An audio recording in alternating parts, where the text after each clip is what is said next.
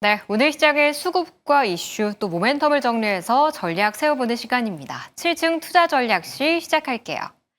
오늘은 다올투자증권 이성훈 부장, KM파트너스 김성훈 대표 나오셨습니다. 안녕하세요. 성투. 성투. 네. 우리 시장이 좀 3거래일째 전강 후 약장세를 보이면서 좀 확실한 추세를 만들지 못하고 있는 상태입니다. 참 답답한 시장이기도 한데요.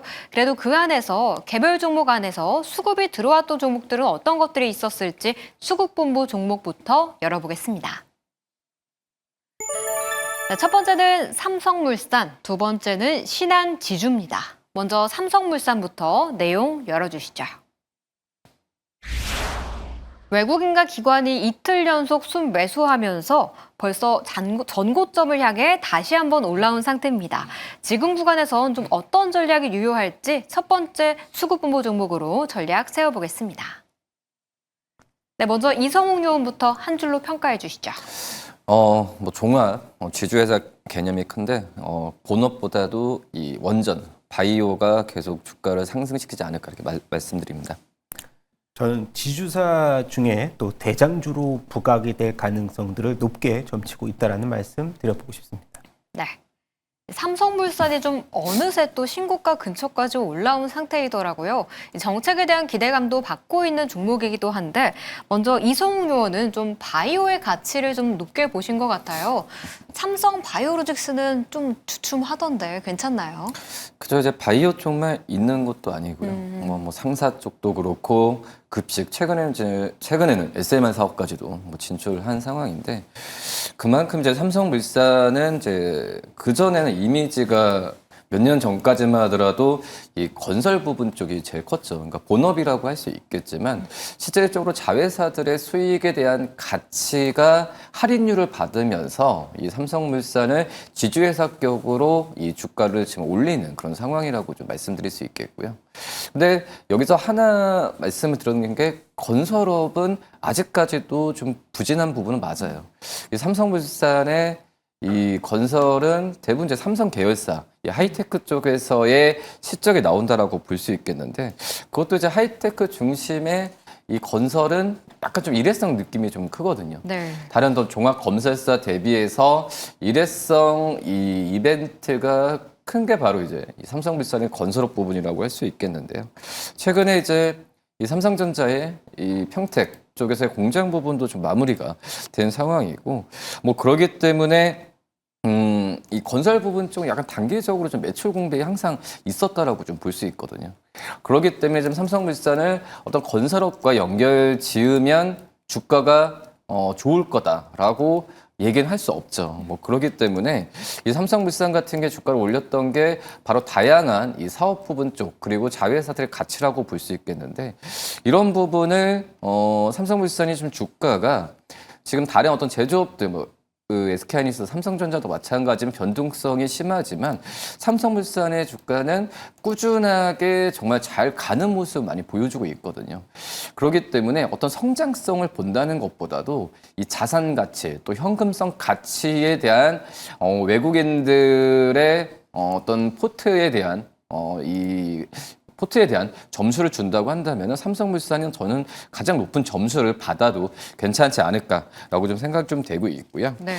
역시 바이오 부분 쪽에서의 주가가 삼성 바이오로직스도 어떤 그 분할 후에 재상장했지만 주가 떨어지는 후에도 이 삼성물산의 주가는 크게 좀 변함은 없다라고 좀 생각이 돼요. 네. 주가 흐름이 크게 변동이 안 되고 있는 상황인데 지금 현재 삼성물산의 어떤 그 삼성바이오로직스의 어떤 지분 가치보다도 이 삼성바이오로직스뿐만 아니라 다른 어떤 시밀러 사업 부분의 이 마일스톤에 대한 실적에 대한 가치 부분을 지금 이 삼성 그 물산의 바이오 부분 쪽을 오히려 더 높게 평가하는 그런 과정이기 때문에 저는 제가 봤을 때도 이 삼성물산의 이 바이오 쪽에서는 실적에 대한 부분은 이 지분 가치도 그렇지만은 계속 할인율을 계속 지금 적용을 시켜야 되지 않을까라고 좀 생각이 되고 있고 그리고 이 뭐 상사 부분도 뭐 좋아지는 과정으로 가고 있지만 저는 향후에 먹거리를 본다고 하면은 이 원전 부분 쪽이라고 좀 생각이 되고 있거든요. 네. 지금 현재 SMR 쪽에서 시장 진입을 지금 노리고 있는 그런 현재 상황인데 지금 스웨덴 쪽에서의 링얼스 이 프로젝트에서는 최종 후보 2개사로 지금 지정이 된 상황이기 때문에 어떻게 보면은 지금 현재 삼성물산은 기존의 어떤 지주사 가치뿐만 아니라 이 사업 부분 쪽에서의 신사업에 대한 기대감도 지금 같이 모아지고 있다라고 좀 말씀을 드릴 수 있겠고요. 뭐 이 말씀을 드렸지만 결국은 이 건설 경기 쪽만 좋아진다고 한다면 이 삼성물산 기업 자체에 대한 어떤 흠을 찾아보기에는 좀 힘들지 않나라고 판단되고 있어서 네. 삼성물산 오히려 뭐 신고가를 뭐 기록을 계속해서 정고점을 노리고 있는데 저는 이 과정에서 매수 관점을 가져가도 괜찮지 않을까라고 좀 판단됩니다. 건설도 있고 바이오도 있고 여러 본업도 있지만 원전이 좀 향후 먹거리로 부각돼 보인다라고 좀 말씀 주셨고요. 자산 가치를 뭐 따졌을 때 지금 충분히 더 상승 여력을 높게 봐도 괜찮다라는 평가까지 해주셨습니다. 다음 또 김성훈 의원의 투자 포인트도 한번 들어볼게요. 네. 저도 원전 가치와 함께 이제는 삼성의 이런 지배구조 이슈까지도 한번 말씀을 드려야 될 것 같은데 지금 삼성물산 같은 경우는 23년부터 지금 이 주주환원 확대 방안을 발표를 했거든요. 그래서 약 3조 규모의 자사주를 3년에 걸쳐서 소각을 하겠다고 먼저 발표를 한 상황이고 이번에 이제 이 기업 자사주 취득 이후에 1년 이내에 소각하도록 하는 굉장히 이제 센 상법 개정안을 발의를 했는데 거기에 또 수혜를 받을 수 있는 거고 지금 삼성물산 같은 경우는 자사주 비중이 약 4.5% 정도 보유를 하고 있고요. 네. 그리고 삼성물산에서 저희가 빼놓을 수 없는 부분이 바이오로직스가 분할해서 이제 상장을 한다라고 했을 때 지금 이 삼성전자의 지분이 워낙에 없기 때문에 삼성전자의 이제 바이오로직스의 일정 부분 지분을 넘기고 그것에 대한 대가로 이제 우리가 매각 대금을 받아서 네. 삼성생명 같은 경우는 이제 보험업법 개정안이 시행이 되면은 지금 삼성전자 지분을 한 5.5% 갖고 있는 것을 이제 내놔야 되거든요. 그래서 네. 그 부분에 대해서 삼성전자의 지분을 한 8%에서 그 이상까지 사들인다고 하면은 사실 삼성그룹의 지금 이 금산분리에 관련된 해결 요법을 해결할 수 있는 게 바로 이 삼성물산의 이런 지분법 이슈이기 때문에 아마도 그런 부분에 있어서 삼성물산의 지분 가치에 대한 구조가 아마 삼성물산을 필두로 해서 삼성물산 같은 경우는 삼성 일가가 지금 35%, 36% 정도 갖고 있고 이재용 회장의 지분이 19% 정도 있거든요. 그래서 그런 부분 봤을 때는 삼성물산의 이런 지배구조 이슈에 대한 이 모해사격인 삼성물산의 가치를 좀 더해줄 수 있는 부분이 아마도 주주환원에 관련된 흐름과 더불어서 지배구조 이슈가 굉장히 많이 부각이 된 것이 삼성 바이오로직스 홀딩 이 바이오로직스가 이 분할되고 나서 이렇게 좀 정고점 돌파를 하려는 움직임을 보이지 않았나 그렇게 보고 있고 네. 저도 마지막으로 원전 얘기를 간단하게 해드리자면 UAE 지금 정상회담을 계속 가졌습니다. 그리고 튀르키예하고도 원자력 협정에 이제 서명을 하면서 이재명 대통령이 약 30조 규모로 추산이 되는 튀르키예 원전 이번에 원전 사업에 대해서도 뭐 중동발 이런 수주의 모멘텀들이 충분히 이제 원전주들에서 수혜로 받아들일 수가 있을 것 같고 지금으로서 삼성물산은 유럽 쪽에서 본다면 루마니아하고 지금 SMR 사업 기본 설계를 공동 수행을 하겠다라고 하면서 본격적으로 유럽 그다음에 미국 쪽에서는 페르미 아메리카 원전 프로젝트 참여를 공동으로 참여하고 있기 때문에 그런 부분들 이게 본업 쪽보다는 일단 원전하고 지배구조 이슈가 두 가지가 가장 강력한 모멘텀이 아닌가라고 보고 있어서 이번에 22만 8천 원대 고점 돌파에 대해서는 좀 시간적 여유를 둔다면 충분히 돌파하고 나서 네. 그 이상까지도 갈 수 있는 부분이 굉장히 많이 있다라고 보시면 될 것 같습니다. 역시 원전도 있지만 삼성그룹의 지배구조 관련한 핵심 회사라는 점에 좀 주목을 하셨는데요. 23만 원 선 충분히 돌파 가능하다고 보셨는데 그럼 지금 구간에서 사실 지주사 많잖아요. 그중에서도 신규 접근 해볼 만한 자리인가요? 네, 그렇게 결말을 지금 네. 말씀드린 건 굉장한 그 부가가치가 많이 있는 이 지주사 중에 삼성물산이 거의 탑픽이 아닌가라고 보고 있고요. 네. 그동안에 이제 지주사격이었던 종목 중에서 많이 올랐던 뭐 두산이라든가 일부 종목들이 좀 쉬어갈 때 오히려 지금 부각되고 있는 게 삼성물산이 좀 부각되고 있어서 사실 이 가치 면으로 본다면 삼성물산이 원래는 부각을 빨리 했었어야 되는데 좀 기다린 이유가 삼성 바이오로직스 분할 때까지 좀 기다리지 그건 제 생각입니다. 제 네. 피셜인데 기다리지 않았느라고 보고 있어서 그것이 바로 이 자금에 대한 유동성 확보를 좀 더 할 수 있는 하나의 요소가 주가의 반등을 좀 이끌지 않았을까? 미래에도 좀 그런 부분에 포커싱을 좀 맞춰주셨으면 하는 의견입니다. 네, 알겠습니다. 그럼 이제 이성웅 의원과도 좀 기술적 분석을 여쭤볼게요. 지금 전고점 구분에서 그래도 충분히 접근 가능하다라고 보셨는데 1차 목표가 정도는 좀 어느 정도로 잡는 게 좋을까요? 삼성물산이 올해 주가가 갑자기 좀 튀었는데 원래 한 몇 년 동안은 이 삼성물산이 정말 뭐 싸다라고 항상 평가를 받아왔지만은 주가가 많이 올라가진 못했어요. 뭐 이제 복잡한 뭐 사업 구조도 있고 뭐 지배 구조에 대한 얘기가 나왔기 때문에 근데 하지만 삼성물산의 이런 가치나 이런 부분이 이제 올해 갑자기 이제 부각을 받은 거거든요. 그래서 주가가 좀 많이 올랐지만 뭐 지금 자회사들의 가치를 보면은 또 이제 많이 올랐다라고 보기에도 또 힘든 상황이거든요. 그렇기 때문에 저는 주가 수준이 지금 현재는 계속해서 이제 위로 봐야 되는 게 맞고 증권사들도 목표 주가를 불과 작년까지만 하더라도 많이 잡아봤자 이제 20만 원 좀 넘기는 수준이었지만 이제 실적 상향을 이제 28만 원까지도 높이고 있는 그런 상황인데 기술적에 대한 부분 말씀을 하셨는데 주가가 좀 떨어질 때마다 계속해서 매수 구간이 많이 들어오고 있거든요.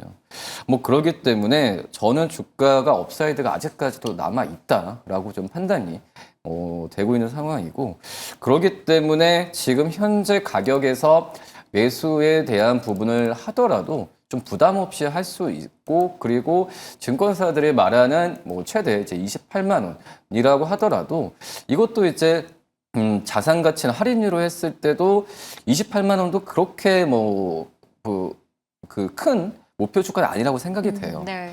그렇기 때문에 저는 안정적으로 주가에 대한 부분을 본다고 하는 그 기간은 정확하게 예측은 못하겠지만 결국은 증권사의 최대로 제시하는 28만 원까지도 언젠가 도달할 가능성이 크다라고 지금 생각이 되고 있기 때문에 지금 구간에서 매수를 하고 중장기적인 관점으로 뭐 28만 원 최대까지도 한번 가져가 보시는 것도 나쁘지 않다. 물론 이제 뭐 또 이제 상황은 굉장히 저희가 이제 삼성물산의 자회사들 같이 사업 구조가 다양하다는 점이 장점이라고 할 수 있겠지만 또 이제 이게 또 안 좋을 수가 있겠죠. 또 이제 이거에 대한 이 사업 부분 쪽에서의 어떤 그 트랙이 또 생기게 된다고 한다면 뭐 주가도 이 악영향을 받을 수도 있겠지만 제가 봤을 때 그 종합적인 부분으로 본다고 하면은 아직까지는 위로 더 갈 확률이 굉장히 높다라고 판단이 돼요. 그렇기 때문에 주가가 좀 떨어질 때마다 분할 매수하는 전략도 괜찮지 않을까라고 좀 생각됩니다.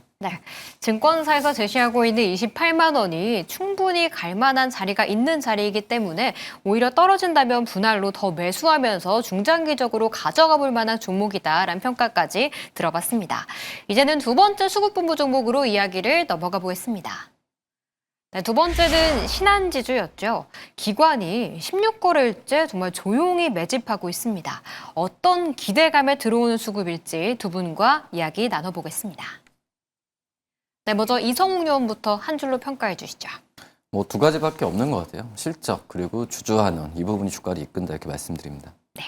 저도 이제 동일하게 실적과 배당을 겸비한 방어주이다라는 말씀 드려보고 싶습니다.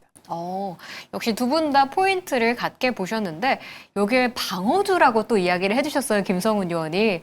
시장이 조금 더 흔들릴 가능성까지도 보신 걸까요? 완벽하게 이제 변동성이 축소됐다고 보기는 어렵고 일단 환율을 잡기 위해서는 사실 연기금의 이런 이 해외 비중을 줄여서 달러를 이제 투입을 한다. 근데 그런 것들이 이제 미래에 이 노후 관련된 이제 연기금들의 자금을 쓴다라는 사실 우려도 있기 때문에 뭐 일단 환율에 대해서는 안정적인 흐름을 이어가겠지만은 당분간 빠르게 그런 것이 이제 변동성이 축소되기는 사실 기관들도 그런 우려 때문에 아마도 은행주들의 매집을 좀 하는 것으로. 근데 매집 기간이 굉장히 길었거든요. 네.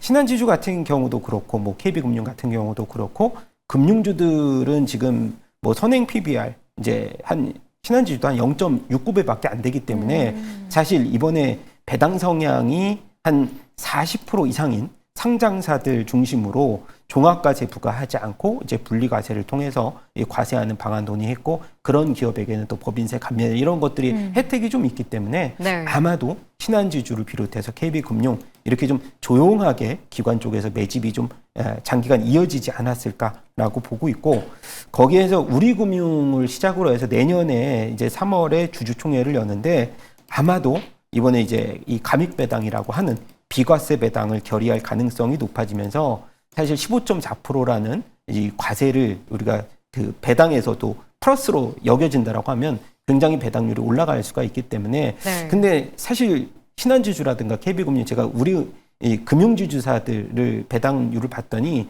상대적으로 좀 주가가 오르다 보니까 한 3%대에서 4%대 밖에 안 되거든요. 그래서 낮네요, 생각보다. 네, 생각보다 낮아요. 오히려 기아차 같은 경우 한 6% 가까운 배당 수익률을 기록했다는 점도 사실 어떻게 보면은 배당에 대한 매력도는 있지만 주가가 그만큼 좀 점핑을 하면서 매력도는 조금 떨어지지 않았을까. 근데 앞으로 이제 제가 아까 말씀드렸던 내년에 주주총회를 통해서 아마도 지금 이 주주 환원율이 한 25%밖에 안 되거든요. 그래서 네. 40%까지 일단 늘리게 되면 당연히 배당률이 올라가겠죠. 그래서 네. 그런 부분에 있어서는 앞으로의 매력도는 조금씩 증가가 되지 않을까 싶고요.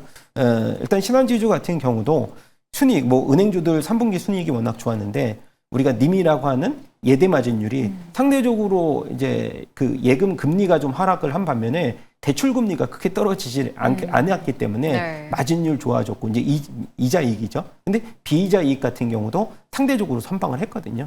최근에 이제 금리가 조금씩 인하되면서 채권 가격이 좀 올라가서 유가증권에서 이제 채권 부분의 이자 이익도 좀 비이자 이익도 올라갔기 때문에 그런 부분에 있어서 은행주들 3분기 실적 굉장히 좋다라는 말씀을 드려봐야 될 것 같고요.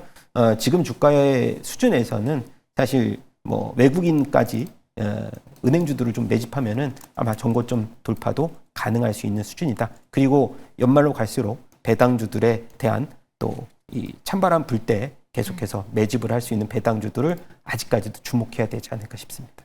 역시 찬바람 불 땐 배당주라는 이런 증시 경원에 알맞는 좀 종목이다라고 좀 이야기를 해주셨는데요. 그럼 이제 이성훈 의원과도 좀 이야기를 나눠볼게요. 실적과 주주 환원이 교차되는 종목이다라고 보셨는데 지주사 중에 그래도 신한지주가 탑픽 수준이 될까요?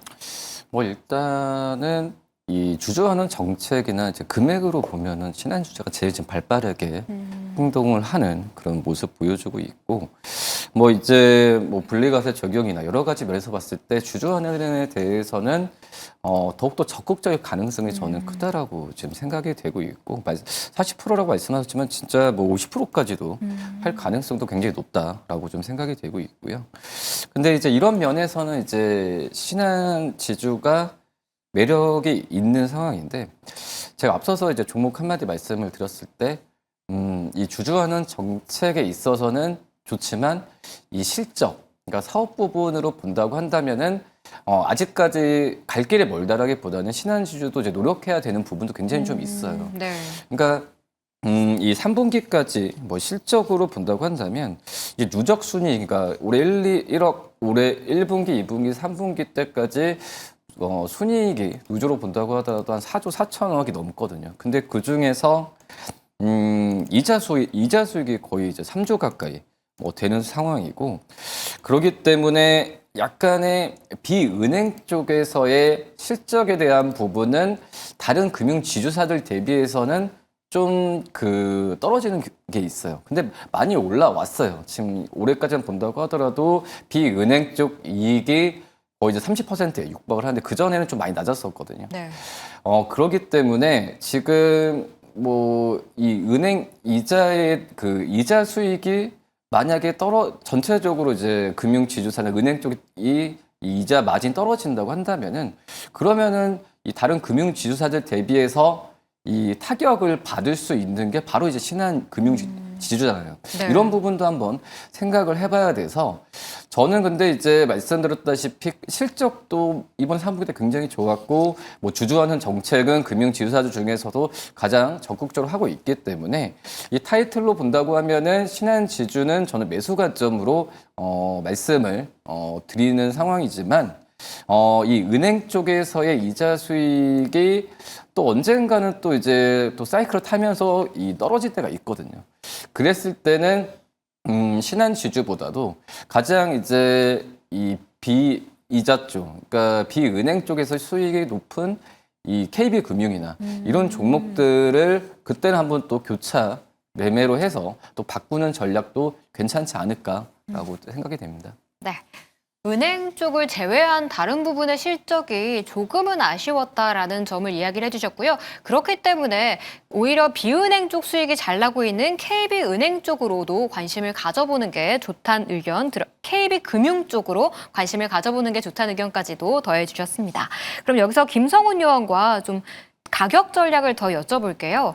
지금 5일선, 10일선을 잘 타고 올라오고 있는 중이긴 한데 가지고 계신 분들이라면 전고점 그 이상에까지 기다려봐야 되나 아니면 전고점 부분에서 좀 정리를 하는 게 좋나요? 1차적으로? 지금 제가 이제 수급을 계속 얘기를 했는데 기관 수급이 연 며칠인지 제가 세어보지 못할 정도로 네. 지속적으로 매집을 하고 있거든요.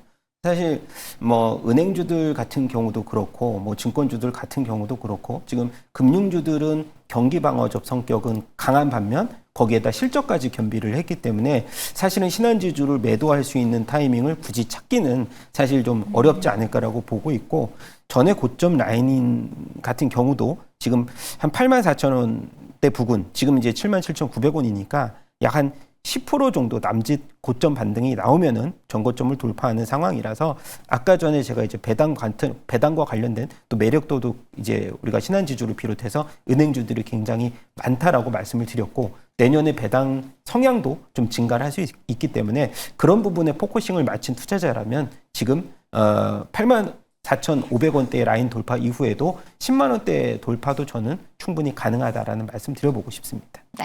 오히려 내년에 배당 성향이 더 늘어날 가능성이 있는 종목이기 때문에 더 중장기적으로 지켜보는 게 좋을 것 같다는 의견 들어봤습니다.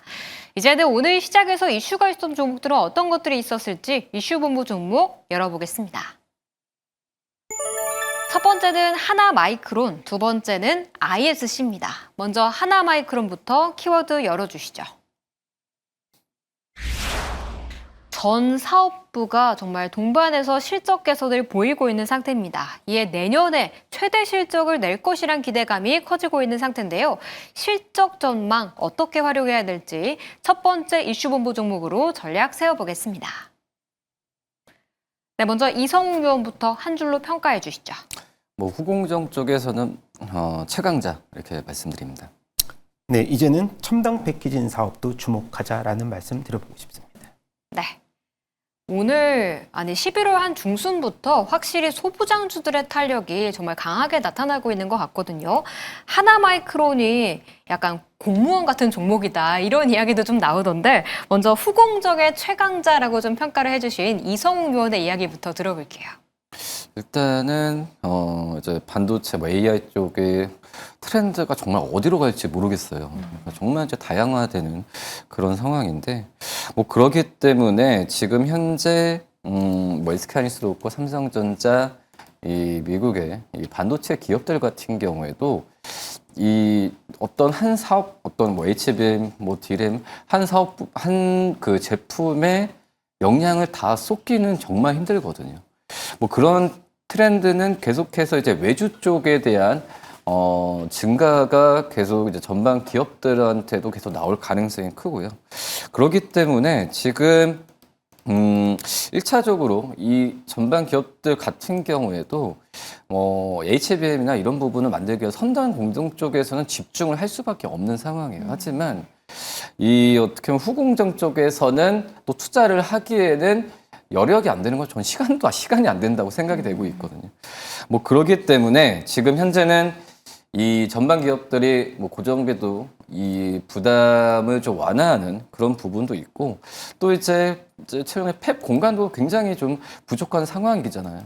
그렇기 때문에 팹 공간에 대한 효율화를 계속해서 얘기를 하고 있는데 뭐 그렇기 때문에 이 후공정 이 기업들한테는 오히려 실적에 대한 기회가 계속해서 열릴 가능성이 있지 않나라고 좀 생각이 되고 있고 그렇기 때문에 이제 HBM 후공정 쪽에서는 전체적으로 보면은 하나 마이크론이 저는 가장 우위에 있다고 생각을 해요.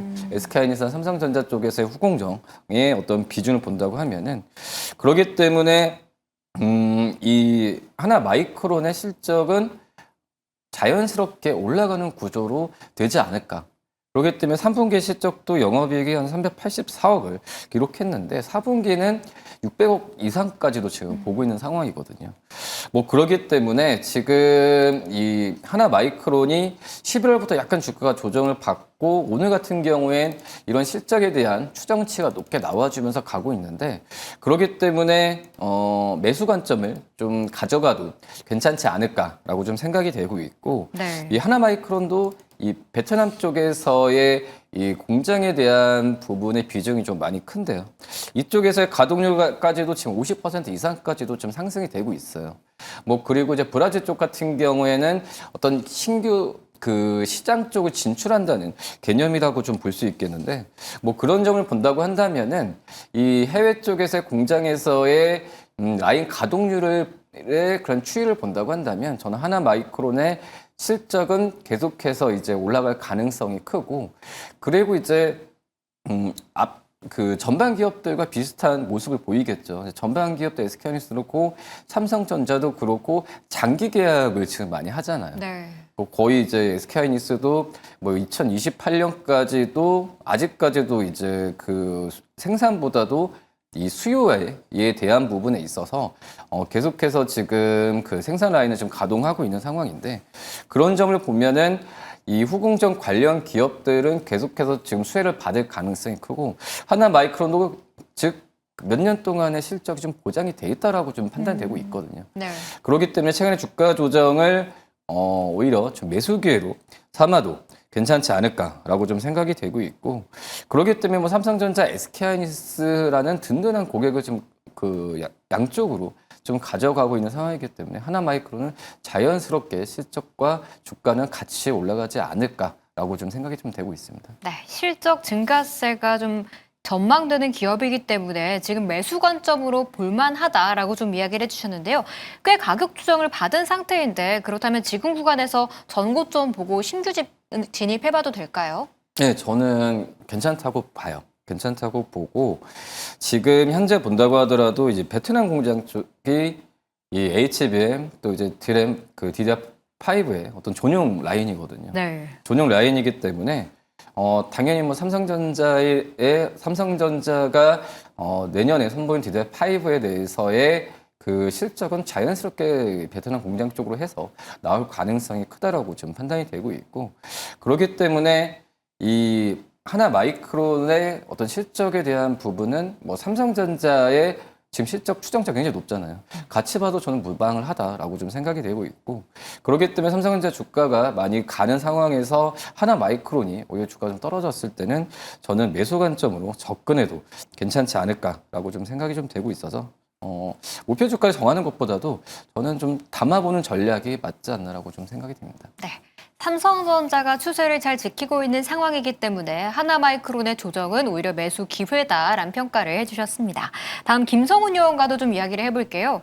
공정이 전환될 때 수혜를 볼 수 있는 거죠, 이쪽이? 그렇죠. 그리고 하나마이크론이 지금 만약에 HBM, 삼성이 이제 HBM4 같은 경우도 그렇고 HBM 라인들의 패키징을 담당을 하고 있고 그리고 이제 엔비디아 향 삼성이 이제 HBM3E 12단을 이제 콜을 통과했기 때문에 사실 가장 수혜를 받는 쪽은 사실 패키징 쪽으로는 여러 개의 칩을 이제 수평으로 연결하는 2.5D 패키징 라인을 이제 개발을 했거든요. 그래서 그런 부분 봤을 때는 하나 마이크론이 국내 이제 오사트 기업 중에는 이제 1위고 그리고 글로벌리도 지금 한 10에서 11위권 정도를 이제 하고 있기 때문에 사실 삼성전자의 매출 비중이 큰 상황이고 네. SK하이닉스도 이제 주요 거래처로 확보를 한 상황인데 사실 이제 전방 삼성전자, SK하이닉스가 좀 조정을 받아놨기 때문에 아마도 하나마이크론도 고점 대비해서 지금 61선까지 빠졌다가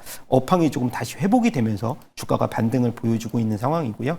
영업이익 같은 경우도 증권사 추정치가 지금 620억 정도 추정치가 나오면서 사실 실적에 대해서는 그렇게 크게 무리 없이 투자를 하셔도 될 것 같은 상황이고, 기존의 하나마이크론은 사실 이제 메모리 쪽의 패키징 사업을 굉장히 많이 담당을 했지만은 앞으로 이제 비메모리 반도체로도 발을 조금 높일 수 있는 그런 부분들이 있고, 뭐 서버라든가 전기차 쪽 아니면은 뭐 자율주행 쪽 이 신사업 쪽에서 성장 이 동력을 좀 찾고 있는 상황이라서 아마도 지금으로서는 이 사업의 이 외형 성장이 조금 커질 수 있겠다라는 말씀을 드려보고 싶고요. 앞서서도 뭐 베트남 법인 다 말씀을 드렸기 때문에 그런 부분 쪽 모든 이제 해외 법인 쪽 라인들도 실적 개선세가 계속 이어지고 있고, 그리고 이제 제가 첨단 패키징 얘기를 했는데 칩렛이라고 하는 뭐 CPU나 뭐 GPU나 이 각 이제 메모리 등을 따로 이제 공정을 따로 이제 그 공정을 만든 뒤에 그것을 하나로 조립하는 패키징 방식을 칩렛 방식이라고 하는데, 그 부분을 이제 하나마이크론이 이제 사용하기 시작하면서 비용 절감이라든가 성능이 이제 최적화되면서 사실 하나마이크론 실적 마진율이 좀 좋아질 수 있는 그런 부분들도 있기 때문에 지금은 첨단 산업 패키징 사업도 하나마이크론이 계속 행하고 있는 그러한 성장 동력이다라는 말씀을 드려보고 싶습니다. 비메모리 쪽까지도 좀 확장하고 있는 국면이다라고 좀 이야기를 해주셨네요. 근데 사실 이 전공정, 후공정 요즘 많이 다 들썩이고 있긴 하지만 오늘 또 TPU가 새롭게 떠오르면서 계속 이쪽을 붙잡고 있는 게 맞나라는 생각도 살짝은 들었거든요. 분위기를 다시 타야 되나요? 아니면 그래도 하나마이크론 같은 메모리 쪽에 좀 집중을 계속 해보는 게 좋은가요?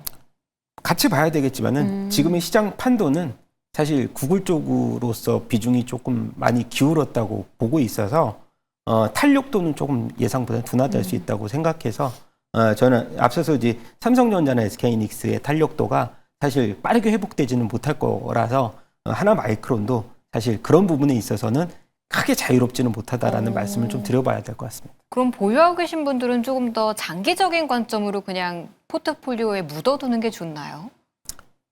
저는 이제 일단 정고점까지는 확보를 하되 앞으로의 매력도는 향후 전망 가이던스가 상대적으로 봤을 때 조금 감소될 수도 있는 부분도 일부 있다라고 생각해요. 그래서 전체 투자자분들이 이 부분에 대해서는 다 알고 계실 거라서 구글 뭐 오늘도 보니까 이 정고점 계속 돌파하면서 랠리 보일 수가 있는 반면에 엔비디아 같은 경우 주가가 조금씩 하락폭이 좀 커지고 있거든요. 그래서 그런 부분에서는 하나마이크론의 장기적인 선망 추세는 좋지만 단기적인 수급은 조금 뭐 약할 수도 있다라는 말씀 드려보고 싶습니다.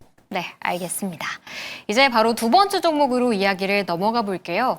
두 번째가 시청자분들이 많이 기다리셨을 것 같은데요. 바로 ISC입니다. 엔비디아 H200 중국 수출이 완화될 것이란 전망에 ISC가 낙수 효과를 받아갈 것으로 시장에서는 기대하고 있는 상태입니다. 오늘 정말 급등을 보였는데 이 자리에서는 또 어떤 전략이 필요할지 두 분과 이야기 나눠보겠습니다. 네, 먼저 이성웅 의원부터 한 줄로 평가해 주시죠. 실적 성장에 대한 신호가 계속해서 감지된다라고 말씀드립니다.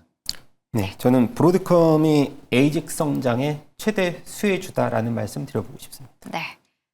브로드컴 이야기가 제일 궁금했거든요, 사실. 근데 이 TFA가 관련주로 알았는데 ISC도 그 수혜를 볼 수 있나요? 결국은 ISC, 소켓이니까? 그렇죠. 이제 소켓 같은 경우에 ISC는 서버형이 좀 많이 들어가고, 지금 이제 비메모리향 이제 매출이 굉장히 많은 상황이고요. 뭐 이 TF도 같은 흐름에서 보는 건데, 어차피 지금 주가 흐름을 봐도 ISC도 두 자릿수 상승률 보였고, 지금 리노공업도 두 자릿수 상승을 보였고, 근데 ISC도 딱 서버향만 지금 매출 비중이 많지만 앞으로 뭐 스마트폰 향도 진출한다고 하고 메모리 쪽 진출도 한다고 하니까 이게 이 러버 소켓이라는 게 사실 내구성이 굉장히 좋잖아요. 그래서 면적 좀 넓은 서버향 반도체가 면적이 넓기 때문에 그걸로 이제 막 딱 포커싱을 맞춰서 이것은 사실 서버향은 ISC다 이렇게 점 찍어 놓기보다는 전반적인 이제 성장 동력을 다 시장을 진출을 이제 성장 동력을 다 갖기 위해서 시장 진출을 빨리 모색 중이기 때문에 소켓 쪽에서는 세 종목을 저는 다 같이 보자라는 말씀을 전해드려야 될 것 같고 6월부터 이 아이셈이라든가 테크드림이라고 하는 이제 기업을 인수를 했거든요. 네. 엑스케 엠펄스로부터 인수를 하면서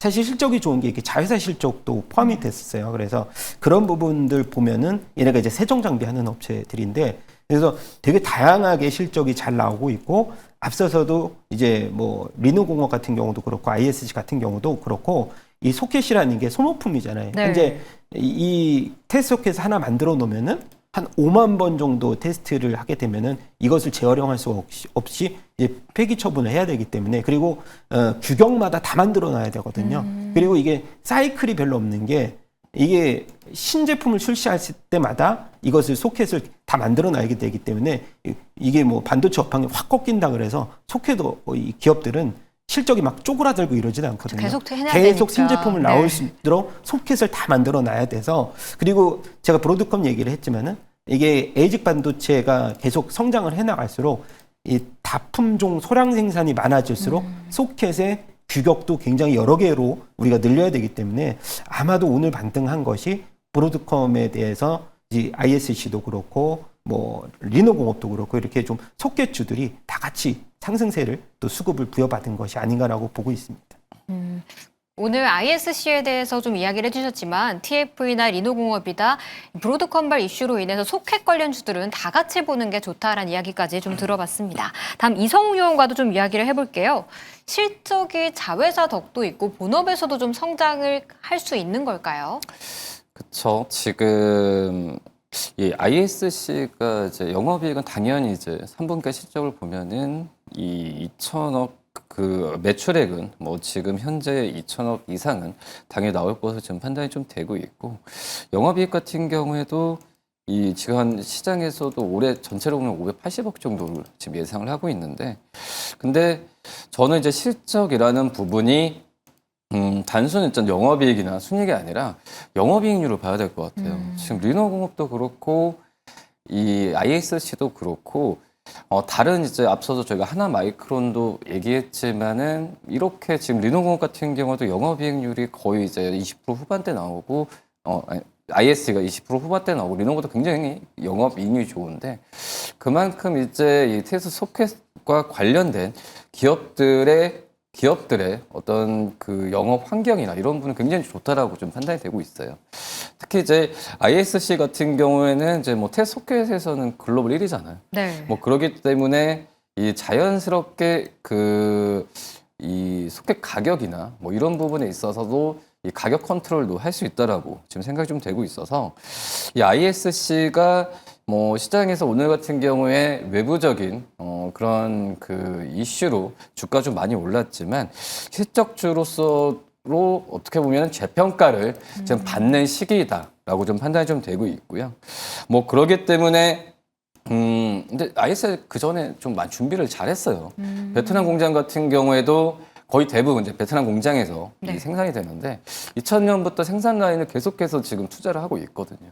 뭐 그런 부분에 있어서 생산 능력이나 이런 부분이 자연스럽게 또 올라가는 추세로 안정적인 부분을 좀 만들어 놨기 때문에 저는 ISC는 실적주로서 좀 재평가를 받아야 되는 지금 현재 시점이지 않나. 물론 이제 주가가 오늘 좀 많이 좀 변동성 좀 심해서 오늘 당장 어떤 매수 관점을 가져가는 거는 좀 내일 시장을 좀 지켜봐야겠지만 ISC에 대한 그 실적주로서의 변신에 대한 부분은 다시 한번 재평가를 시장에서 해야 된다라고 좀 판단됩니다. 네, 역시 실적주로 재평가해야 되고 지금 오늘 좀 변동성이 컸긴 하지만 그래도 상방은 더 열려있다라고 좀 이야기를 해주셨네요. 그럼 이제 김성훈 의원과도 가격 전략을 좀 더 세워볼게요.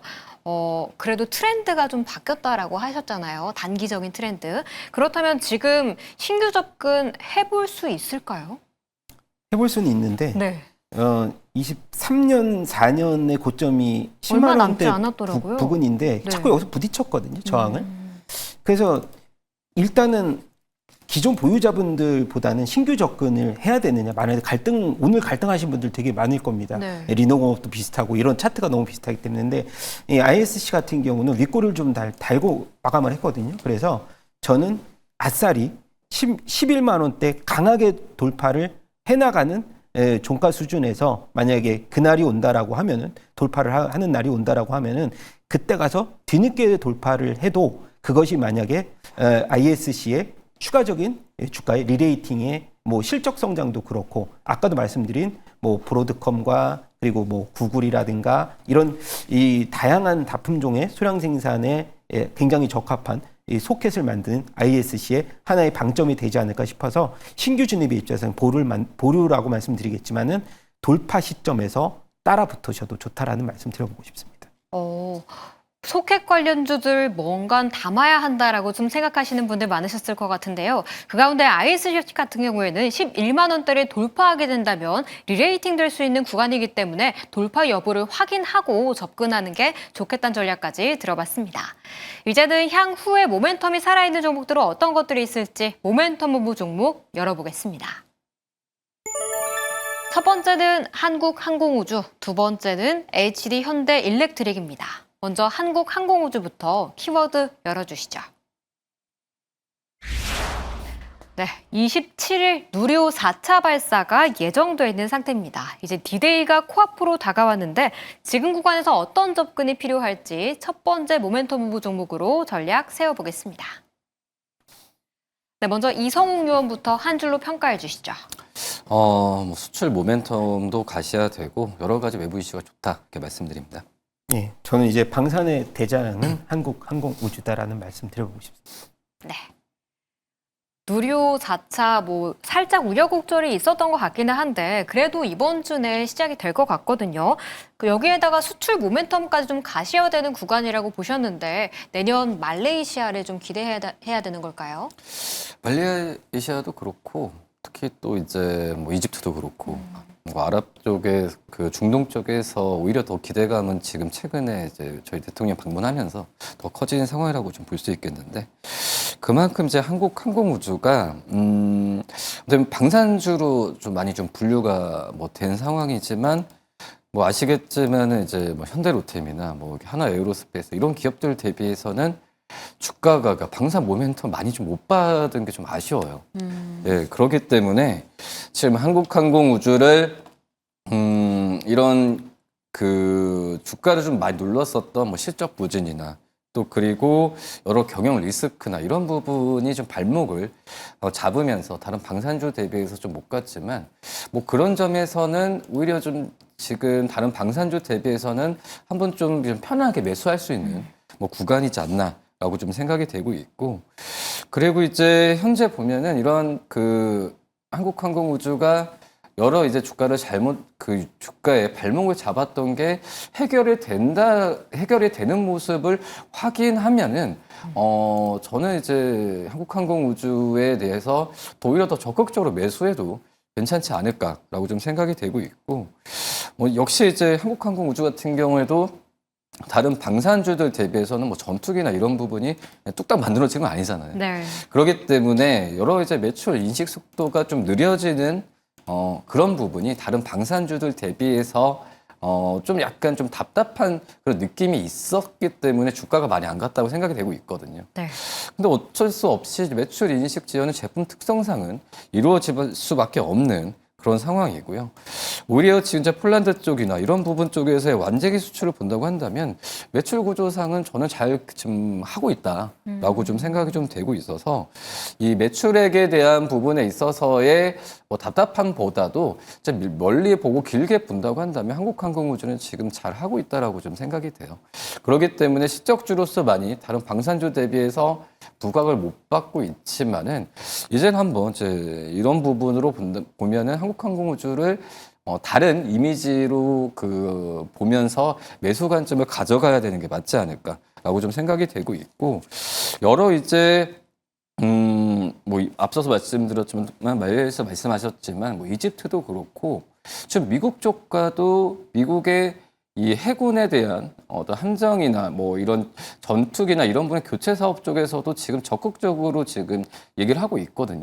뭐 그리고 이 한국항공우주가 이제 FA 이 50 같은 경우에 개량형으로 지금 판명 뭐 FA50 같은 경우가 옛날 전투기가 아니라 네. 이 부분을 개량형으로 좀 만들면서 지금 이집트도 그렇고 말레이시아도 그렇고 여러 얘기가 많이 나오는 구조인데 그렇기 때문에 판매 그 인도되는 대수나 이런 부분도 굉장히 좀 늘어날 가능성이 크다라고 판단돼요. 뭐 그런 점에서 좀 그 전에 몇 년 동안은 참 실적에 대한 부분으로 본다고 한다면 답답한 부분이 있었지만 내년부터는 이런 부분이 좀 빨리빨리 좀 되지 않을까라고 생각이 돼서 한국항공우주를 좀 모멘텀 있는 종목으로 말씀드리도록 하겠습니다. 방산 모멘텀을 좀 못 받아갔던 게 아쉬운 종목이다라고 좀 이야기를 해주셨는데요.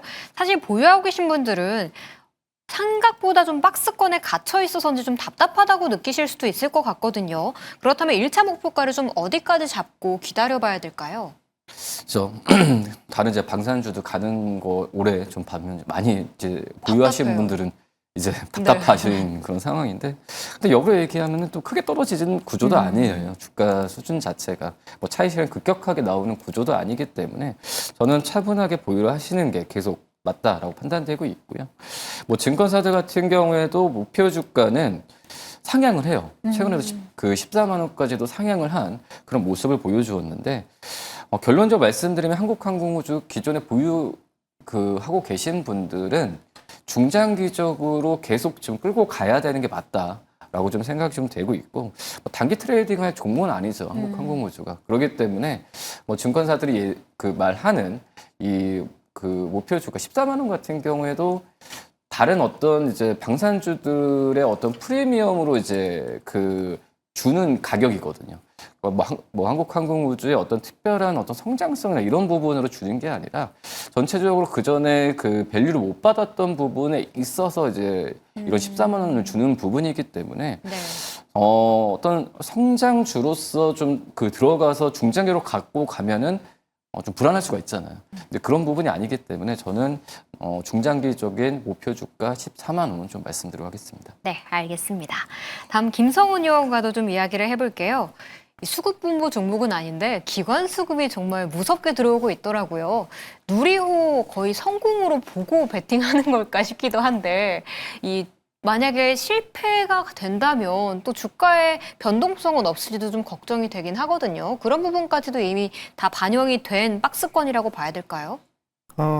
누리호는 그냥 모멘텀이라고 간략하게 보시면 되고, 왜냐면 이제 누리호 모멘텀이라고 했을 때 그것을 주도했던 이 김동관 부회장, 뭐 하나 에어로스페이스도 같이 좀 반등을 해줘야 되는데 한국항공우주만 제일 잘 버티고 있거든요. 네. 그래서 그 모멘텀보다는 이제 아마도 12월에 있을 미국의 로키트 마틴하고 함께하는 지금 해군 훈련기, 미국 해군 훈련기 교체 사업 프로젝트가 발표가 되거든요.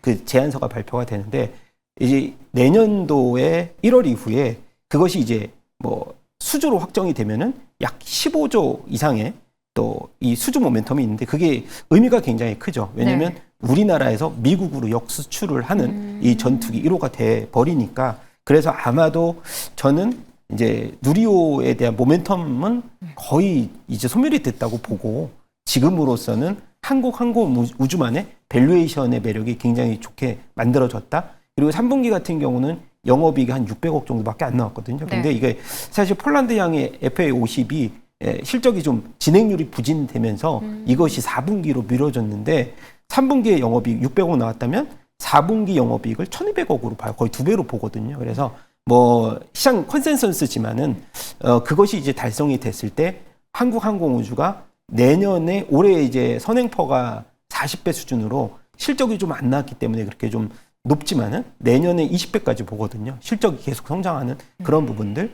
그리고 앞서서도 우리 이성용 의원께서 말씀 잘 해주셨지만은 FA50 경전투기, 이게 어찌 보면은 F16보다 가격이 워낙 싸잖아요. 그래서 국방비가 좀 부족한 뭐 필리핀이나 동남아 쪽은 우리나라 거를 좀 선호를 하고 있어요. 그래서 그런 부분 봤을 때는 지금 업그레이드 버전인 FA50 경전투기 매출은 중남미라든가 그리고 중동 국가들에게는 굉장히 매력적인 파이프라인이 아닌가 그렇게 생각이 돼서 한국항공우주만의 본연의 색깔로서 지금 주가까지 좀 끌어당겼다. 상대적으로 보면 방산주들 차트를 다 놓고 보면 한국항공우주가 제일 덜 밀렸고 9월 달에 신고가 찍은 이후에 가격 이 계리율이 별로 없습니다. 네. 그래서 증권사 목표 TP까지는 충분히 가능하겠다고 봅니다.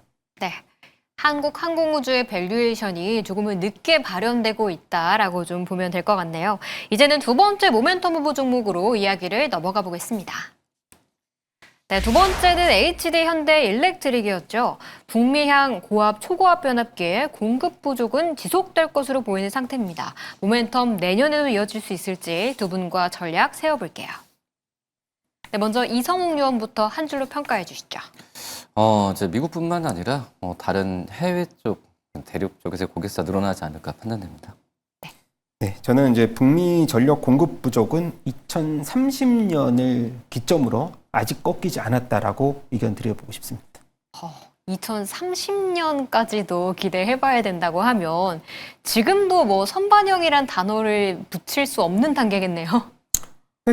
결과적으로 지금 뭐 북미 시장 같은 경우에 해외 비중 중에 약 한 7, 80%를 다 수입에 의존을 하며 누구나 이제 빅테크들 CEO가 동일하게 하는 말이 인프라는 확정이 돼 있는데 전력이 없다. 예, 앞으로 2030년까지 전력 부족은 지금부터 4배 이상이 부족한데 그래서 어떻게 채우겠냐 이 걱정을 다 하고 있어서 사실 HD 현대 일렉트릭도 그렇고 지금 이 전력 3대장 뭐 효성중공업도 그렇고 목표 주가 TP 상향하는 것을 단숨에 지금 넘어버리는 폭발적인 실적을 달성을 하고 있는데 상대적으로 보면은 HD 현대 일렉트릭도 고점에서 한 20% 빠진 게 네. 본연의 가치가 하락했다고 보기는 어렵잖아요.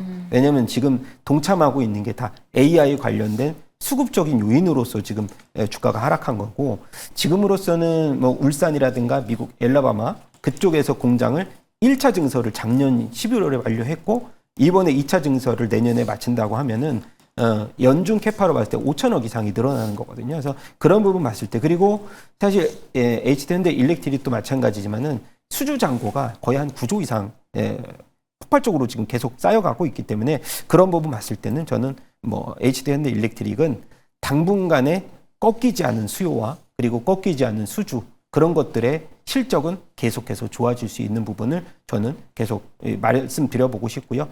지금 고점에서 한 20% 이상 조정을 받았기 때문에 가격적으로 보면은 뭐 매력적인 수준 아닌가라는 말씀 드려보고 싶습니다. 네. 전력은 늘 부족하다는 이야기가 나오고 있기 때문에 자격 조정 받은 자리에서 지금 확실히 매력도가 더 올라갔다라고 볼 수 있다는 의견 들어봤습니다. 이렇게 HD 현대 일렉트릭에 대한 이야기 나눠봤고요. 이제 또 종목 이야기로 넘어가 보도록 할게요. 먼저 이성욱 요원의 감성코퍼레이션이 목표가를 또 달성하면서 수익률 16%를 기록하고 있습니다. 근데 6,000원을 찍고 살짝 조정을 받고 있는 자리인데 다시 상승을 기다려보는 게 좋을까요? 그렇죠. 급격하게 좀 상승했었던 부분에 있어서 차익실현 나오는 건 당연하다고 생각돼요. 근데 이제 이 감성 코퍼레이션의 주가를 좀 견인했던 뭐 이유 중에 하나가 정말 중장기적인 모멘텀이 계속 된다는 그런 모멘텀이거든요. 네.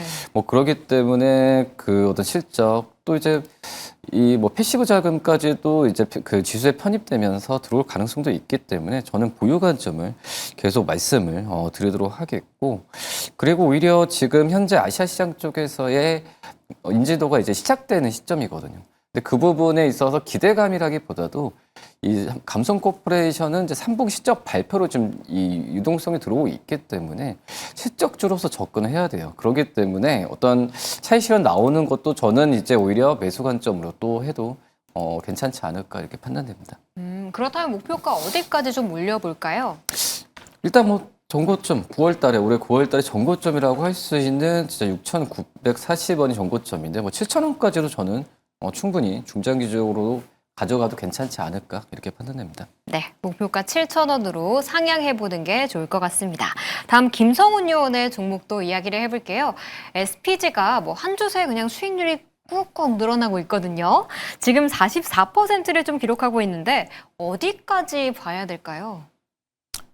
뭐 제 목표가는 조금 높긴 한데 알려주세요. 한 6만 원 돌파는 가능하지 않을까 싶은데 뭐 사실 그렇게 생각한 이유가 감속기 같은 경우 이제 로보티즈 액추에이터도 사실 바닥권에서 보면은 무려 뭐 한 10배 이상 올랐잖아요. 네. SPG 같은 경우는 이미 올해 실적 영업이익이 한 160억 정도, 내년에 280억, 그리고 삼성 이제 우리가 레인보우 로보틱스 아직 삼성이 아니니까 레인보우 로보틱스랑 이 감속기를 다 이쪽에서 지금 SPG가 담당하고 있는데 네. 내년에 대량 생산하게 될 때쯤에 SPG의 발주가 가장 필요한 발주가 감속기인데 아마도 그런 부분에서 주가를 좀 땡긴 것 같아서 지금의 SPG는 뭐 삼성, LG를 다 가졌다 이 뉴스보다는 대량 발주에 대한 기대감들이 충분히 높다라고 보여서 저는 지금 주가 49,800원에 뭐 과열 지정이 됐지만 그것이 풀린 다음에는 추가적인 상승 가능하다. 6만 원도 돌파 갈 수 있다. 이렇게 말씀드려보고 싶습니다. 네, 알겠습니다. 그렇다면 또 이제 내일자 시초가에 공략해 볼 만한 종목들도 하나씩 들어볼게요. 먼저 이성웅 의원부터 하나 전해주시죠.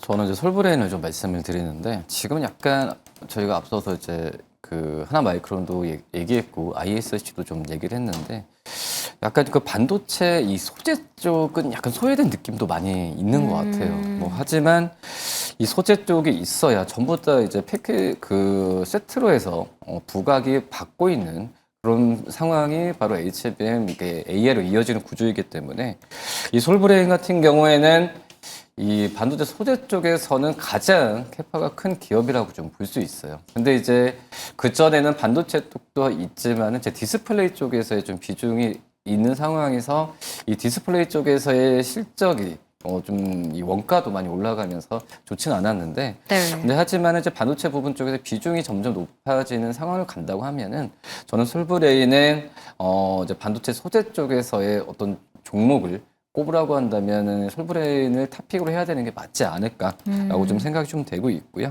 뭐 그러기 때문에 지금 이제 주가 수준에서도 반등하는 구조, 오늘 좀 거래량 터지면서 많이 올라갔는데 이 시점으로 내일도 이어진다고 한다면은 저는 시초가에 잡아도 괜찮지 않을까라고 좀 생각이 됩니다. 네. 그렇다면 목표가는 어디까지 잡아볼까요? 일단은 1차적으로 이제 27만 원 말씀을 드리는데 제가 항상 말씀을 드리잖아요. 목표가는 그 매도하라는 1차 돌파 시점일 네. 뿐이다. 네. 이 시점 돌파하면은 추가 매수 신호일 수도 있다. 그렇기 때문에 돌파했을 때 제가 또 다시 한번 말씀드리겠습니다. 네. 다음 이제 김성훈 의원의 종목도 하나 들어볼게요. 네, 삼성전기인데요. 오늘 뭐 전고점 돌파 가능성까지 충분히 보여줬기 때문에 뭐 MLCC 이제 카메라 모듈 그리고 또 추가적으로 가장 우리가 핵심적으로 열려 있는 또 기판 ASP 증가 이런 것들이 이번에 테슬라가 자체 칩 개발에 굉장히 빠르게 또 성장 동력을 갖고 있기 때문에 거기에 가장 큰 모멘텀이라고 할 수 있는 삼성전기를 계속 유의주시해서 보자. 그리고 4분기 실적 증권사 컨센서스를 6% 정도 상향했다는 점도 긍정적인 또 포인트로 작용할 수 있을 것 같습니다. 자, 삼성전기는 지금 25만 원 돌파의 가능성들 본다면은 목표가는 28만 원까지 그리고 손절 가격은 21선 라인인 22만 원까지 손절 가격 제시하도록 하겠습니다. 네. 삼성전기 목표가 28만 원, 손절가 22만 원 기억해 보시길 바랄게요. 네, 오늘 두 분의 의원과 오늘장부터 내일장 전략까지 세워봤는데요. 투자에 잘 활용해 보시길 바라겠고요. 두 분은 여기서 보내드릴게요. 오늘 말씀 감사합니다.